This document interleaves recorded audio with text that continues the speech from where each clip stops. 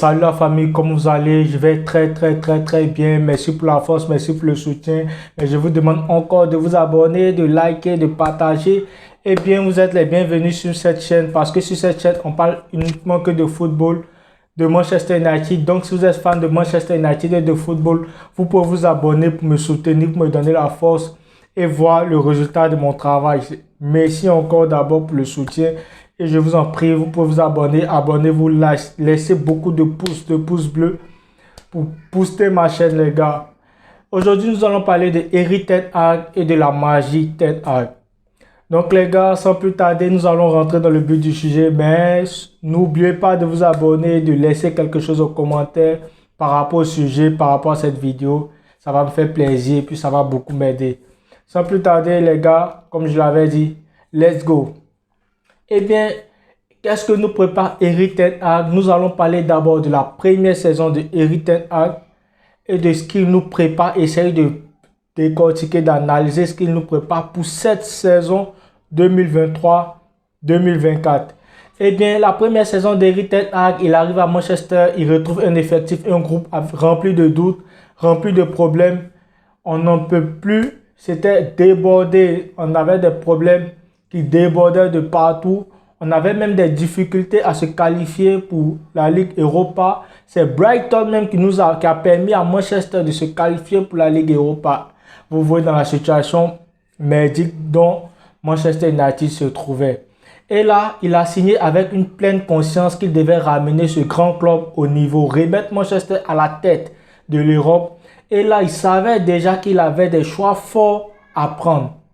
Il n'est pas venu pour rigoler. Il a dit, je viens pour remettre Manchester au niveau.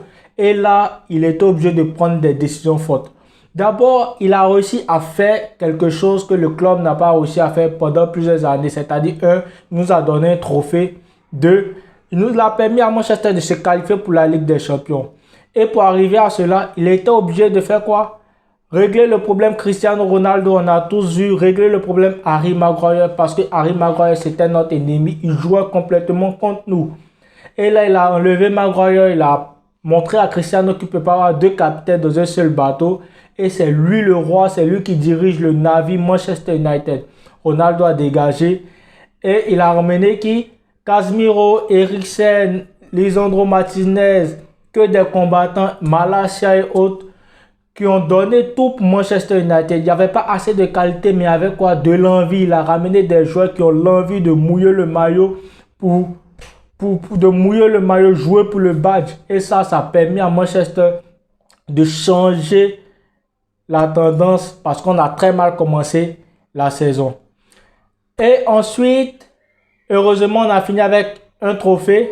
On a fini 3e, donc on joue la Ligue des Champions. Et là, il veut aller plus loin, le plus loin possible en Ligue des Champions. Il n'est pas là pour rigoler, il est là pour nous envoyer très loin ce manager. Ok, donc il décide alors de faire quoi? Retirer De Gea parce qu'on a compris tous que De Gea ne peut pas jouer dans le style de ten Hag. Il n'est pas bon balle au pied, difficile pour lui de jouer de derrière. Donc ça nous complique la vie, on ne peut pas construire de derrière. Et là, Erik ten Hag l'a mis out. Et il ne peut pas nous chercher qui Onana. C'est-à-dire le rôle du gardien qui va nous permettre de maîtriser le ballon derrière, d'être serein et qui va nous permettre de construire le jeu par derrière. C'est ce que tous les grands clubs font. Arsenal et Arteta est obligé de changer les anciens gardiens. Et Klopp a fait pareil à Liverpool. Pep a fait pareil à City. Donc Ten Hag fait pareil à Manchester United. Et là, il y a Monde qui vient aussi parce qu'on n'arrivait pas à contrôler le jeu. Et la Monde vient maintenant pour nous permettre de gérer le milieu, équilibrer le milieu, nous permettre de contrôler le jeu.